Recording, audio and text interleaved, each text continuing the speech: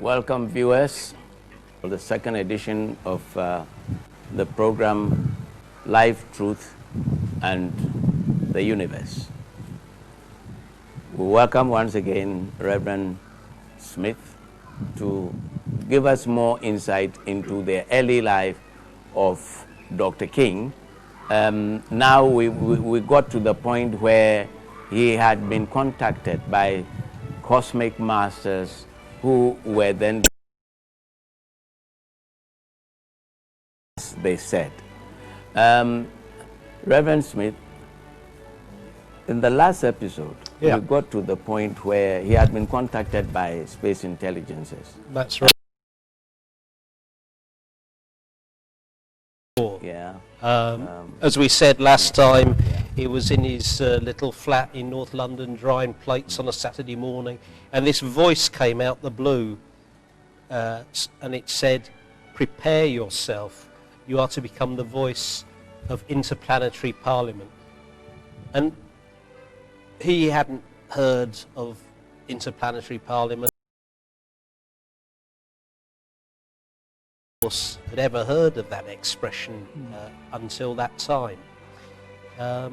And he spent some time investigating what that meant, and eventually he went into deep meditation and was given instructions of how to do more spiritual exercises to gain rapport with these great cosmic beings that have actually come to our world and been our saviours for thousands and thousands and thousands of years.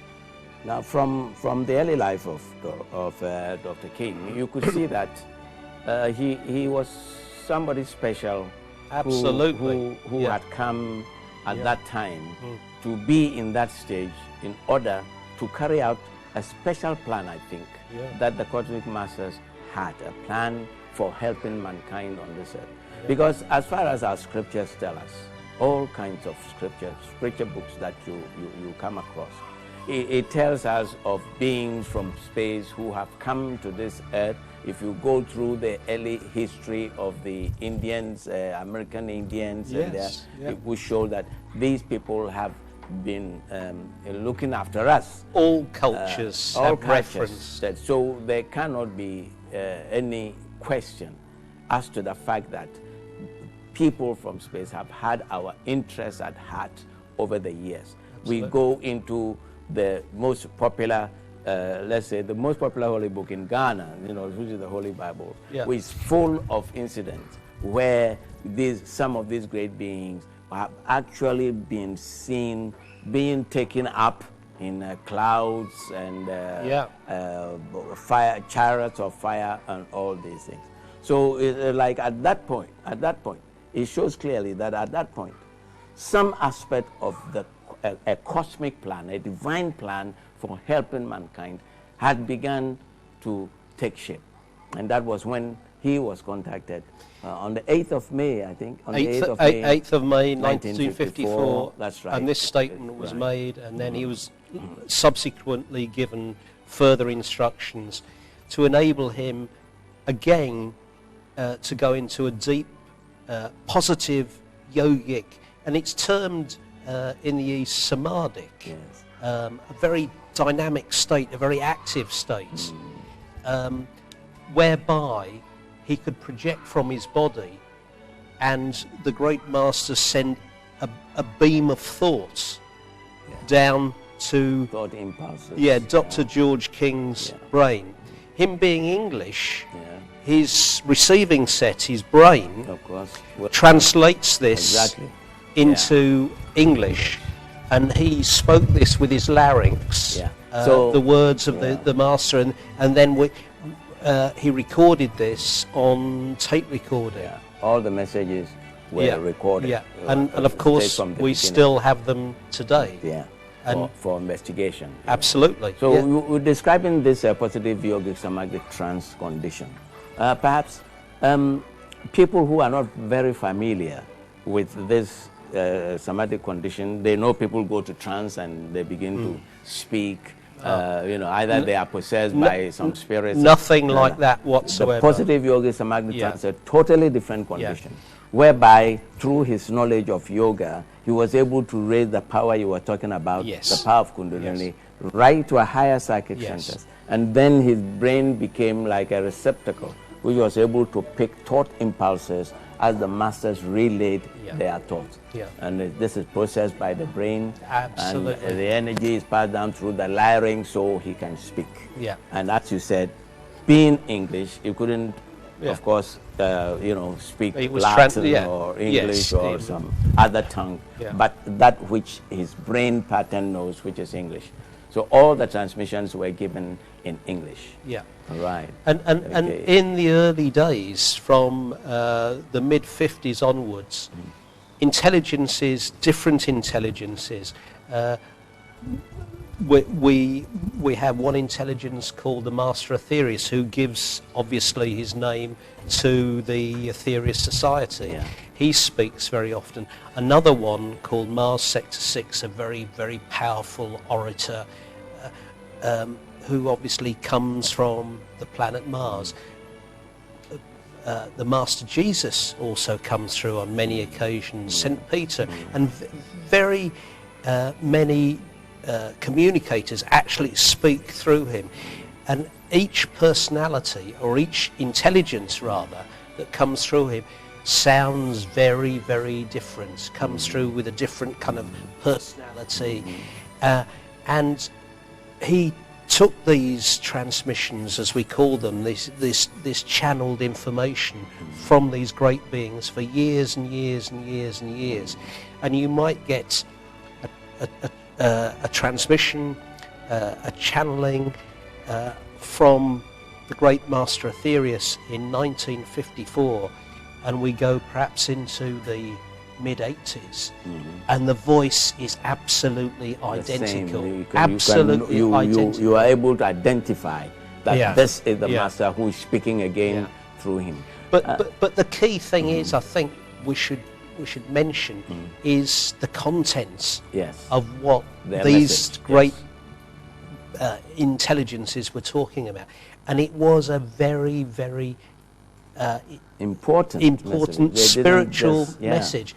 They were saying the only way to solve the problems upon our world is turn back to the laws of God. Turn your back on materialism.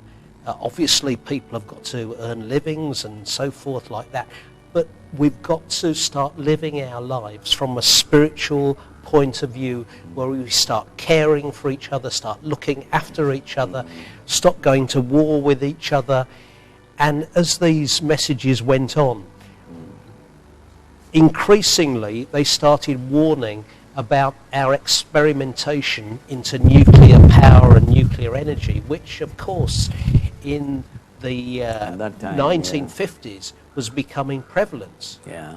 And as a result of the Cold War, they were competing in who will gain the upper hand in nuclear experimentation. That's right. There was Russia and America. We had this Cold War. They were developing thousands of these nuclear warheads. Britain was involved. France was involved. China was involved. They were all building these machines. And at that time, planet Earth was walking on a very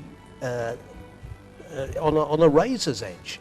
It was a very, very delicate position. And of course, you had things like in what was it, 1961, the Cuba crisis, 62, the Cuba crisis, where very nearly those two superpowers came head to head, and a conflagration could have happened. And life as we know it on our planet would have changed absolutely dramatically. Because had there been a nuclear war, now people are beginning to understand nuclear and radioactive pollution. But at that time, people didn't actually understand it. They had no idea. They thought, using nuclear weapons would just be like their old bomb, and you damage one area of the earth, and that was it. Perhaps it was because at that time, these things were getting critical. That made them to come out openly, because it's from that time that, you know, mankind, modern man, began to sight these spacecraft in space more than they had done previously.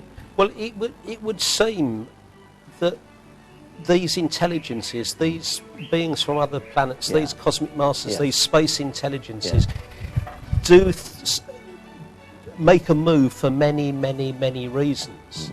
They'd got an exceptional intelligence living here on Earth through which they could put their message. And there's not many individuals on Earth at that time could have been a receptacle for that information to come through. It was a critical time on the Earth because of the delicate political situation.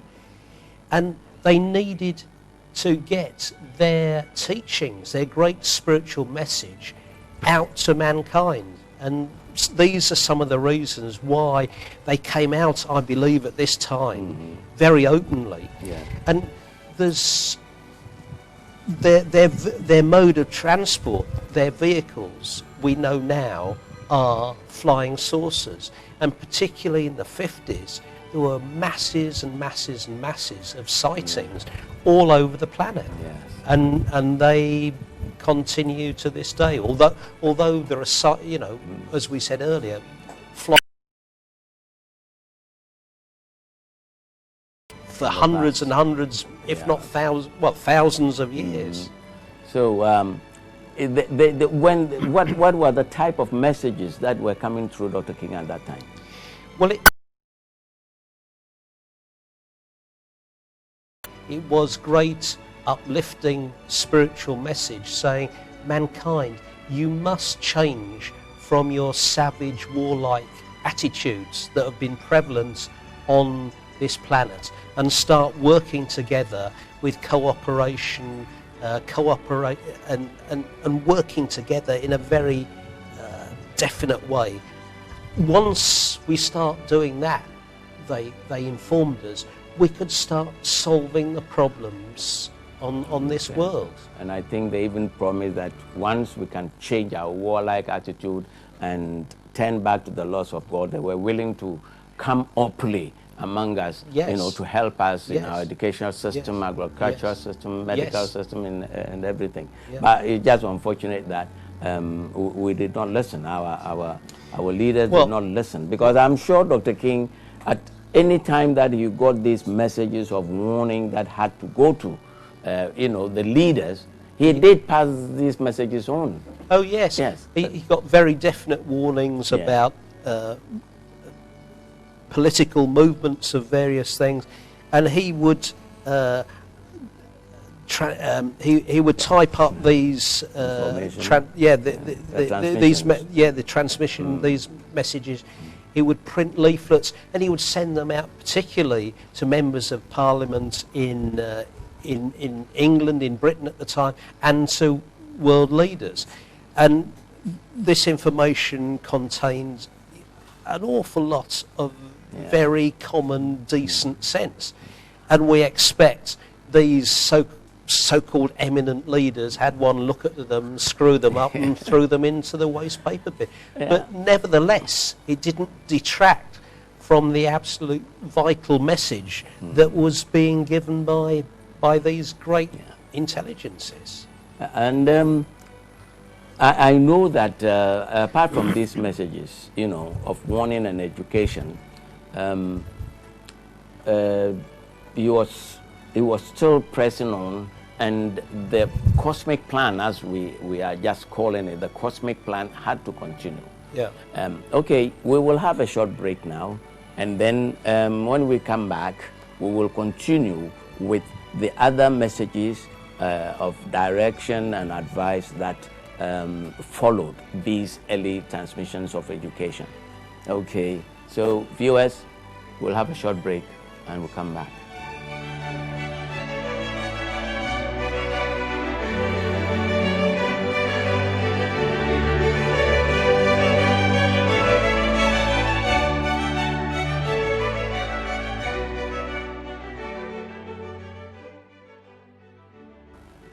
Welcome back, viewers. We got to the point where we saw that a particular plan was in progress to help mankind. And I think I've come across a book which you call You Are Responsible, where these masters took the trouble of giving us the scientific, scientific things that will happen, the wonders of what will happen if we continue to do this, and they went into detail to give us the scientific, if you like, scientific graph and explanation. But still, our leaders didn't take notice. No. The damage we had already caused. Yes. And also our ignorance, which had come up as a result of certain types of conditioning, which made it difficult for us to turn back to the laws of God, made it necessary for them to begin to give us this time information which was an improvement even on the laws of God that we had already been given by previous teachers who had come to this earth. This time in plain, simple language, which we were supposed to understand. Yeah. Because we understand that in the old days, like the Bhagavad Gita, the Bible, there's knowledge was not given directly and simply. It was always wrapped up in metaphorical expression. That's right. To cause the student to actually meditate and think about it before actually getting the substance. But time was too late now with the plan. Yeah. So all their messages were direct to the point. This is what you have to do. This is what you have to do. All the teachings of the Aetherius Society. You don't have to be an intellectual. You don't have to have gone to college, university. They're laid down, and some of them are great, quite lofty topics, are laid down in such a way anybody can understand them. Yes. As long as you understand English, understand language, and a lot of our teachings, a lot of our books have been translated into one or two languages, but if you can read English, you've got access to this vast array of amazing teachings. Perhaps we should sort of move it on a little bit to an event that was brought about in 1958. Yes. And Dr. George King was instructed to go down to North Devonshire in England, and he was asked to climb a small hill in Devonshire, a hill called Holston Down, and he did this in the early hours of the morning of the 23rd of July 1958. He climbed to this top of this little hill and sat down and started sending prayers out to the world. And the Master Jesus himself actually landed on the top of that hill and stood just a few feet away from him. Yeah, he landed physically. He's not in a vision, like seeing light or something like that. Absolutely. He landed physically. Physical body. Yeah. And apparently Jesus pointed his, if you like, wand of power at George King and sent energy, great uplifting energy through him. And this energy went out through Dr. George King to the Lebanon. And at that time, if people want to look in their history books, the Lebanon was about to go into meltdown. War. There were all sorts of factions involved. America was involved. Russia was involved. Turkey, I think, was yes, and also there was factions of Christians, Muslims, and Jews, and it was really all about oil. And this whole cauldron in Lebanon was about to blow, and seemingly within hours of this power going through, the whole thing fizzled out. The whole traumatic backdrop of the Lebanon just fizzled away to nothing. Coincidence? I don't really think so. No. But the other thing that happened, which Dr. King didn't realise at that time, but came up 1 or 2 weeks later on, that while this energy was going through him, energy was physically put into this mountain called Holston Down. And since that time, up till this present day, thousands of people have gone to that mountain and said prayers for peace, for enlightenment, for upliftment of our world, of their brother man. And they've felt this energy. And this energy is not an airy, fairy kind of thing. It's a dynamic power that kind of, when you request this energy in the right way, flows through you.